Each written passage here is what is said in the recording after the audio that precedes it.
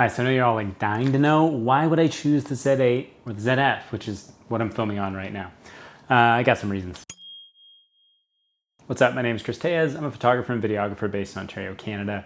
I mainly shoot portraits, events, weddings, some commercial stuff. Today I did a product shoot, which I never normally do. That was fun. Why would I choose to use the Z8 over the ZF? There's a bunch of different reasons, and I want to go through them here quickly, because if you're trying to decide, like, is the ZF better for my workflow? Is the Z8 better for my workflow? I know those are like very different cameras, but you might be thinking like, I want the, the best retro style camera I can think of, or I want to go with like something more top of the line from Nikon, and I want to look at the Z8. So there might be reasons for it, or you might just be like me and have a penchant for the nostalgic look and feel of the ZF, and that's why you went with that. But you needed a Z8 for some of those other things.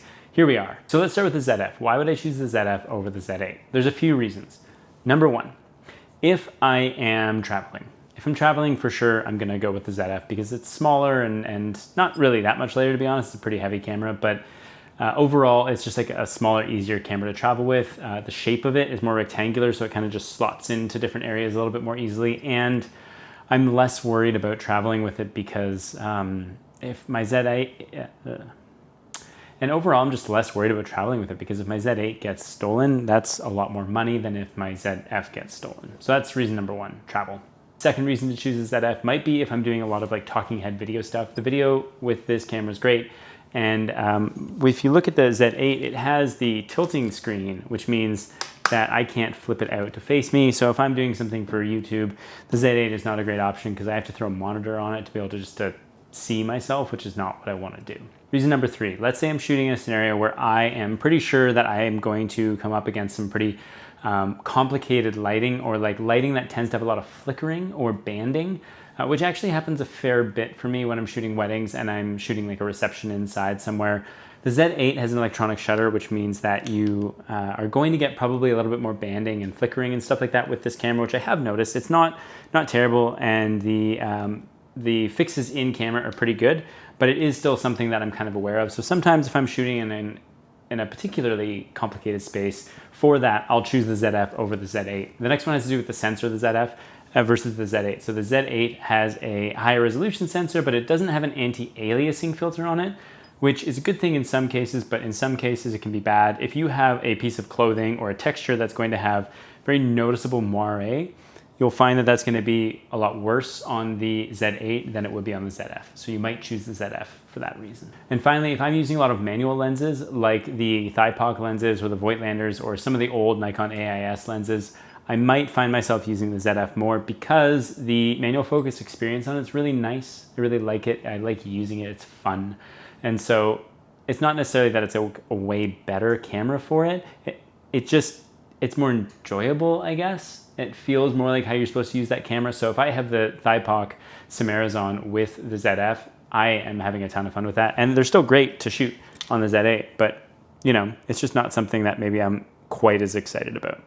So there's that. So then when would I choose the Z8? Most other situations, I suppose, but let's be specific about it. So I would choose the Z8 if I was behind the camera and I was doing a lot of video focused stuff. For example, this weekend I'm going to be shooting a wedding, and it's going to be a hybrid wedding where I'm shooting photo and video. So I'm putting clips into like a highlight. I'm actually second shooting for my friend Liam, but this is the structure. So I'm going to be mostly shooting video when I'm with him, and then photo and video when I'm not with him. And what's really nice is that there's no crop on the 4K 60, which is how he likes to shoot. And so if I'm using this, I know that I am going to see the same framing whether I'm taking photo or video, which is nice. Whereas with the ZF, there is a crop, which means that the second I hop over to video, I'm punching into that APS-C crop, which is not a bad thing in terms of quality. I think the quality is still very good. It's really just an issue with like mentally having to prepare yourself for like being punched in, that much more is something that kind of messes with you a little bit. So if I am mostly behind the camera, I'm definitely choosing this for video over the ZF. Next up is just like the speed of the Z8. So if I'm shooting a lot of like sports or something where I need high frame rates, the Z8 is going to be a bit better for that. Now the ZF is no slouch. It's certainly fast enough.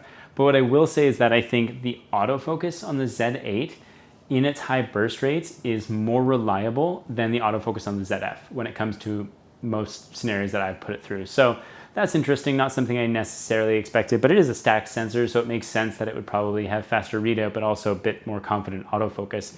Overall, the autofocus just feels more confident. So if I feel like I really need the best autofocus Nikon can provide, I'm gonna go with the Z8. Next is gonna be shutter speed. Now, this is a electronic shutter, and the nice thing is, so the max shutter speed on the ZF with the mechanical shutter is 1/8,000.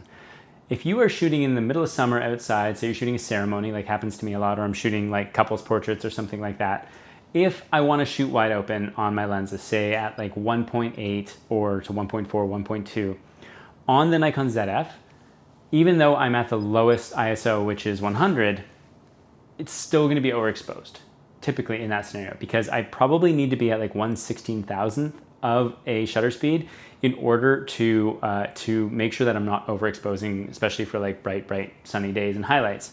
So that's something that I need the Z8 for, because basically the Z8 allows me to go into much higher shutter speeds using the electronic shutter, and the electronic shutter is just much better.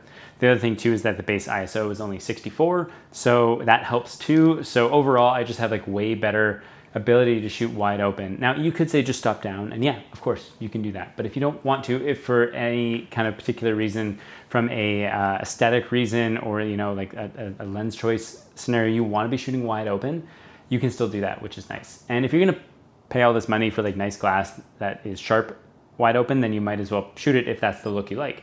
If you want to stop down, that's fine. You can do that with the ZF, no problem. And finally, the biggest reason is probably just the ergonomics. If it's a long shoot day, I'm probably going to want to hold this all day compared to holding the ZF. I like the ZF. I don't mind the ergonomics on it at all, but I do find I've had some scenarios where I've had two ZFs and I'm shooting back-to-back weddings, and so 2 days in, 3 days in, just shooting like all day with two cameras like the ZF, you do, to be honest, kind of start to feel it. I think that's something you need to be aware of. And there's, it's not like it's bad ergonomics, it's just that it's like, it's not great for all day shooting, that's all.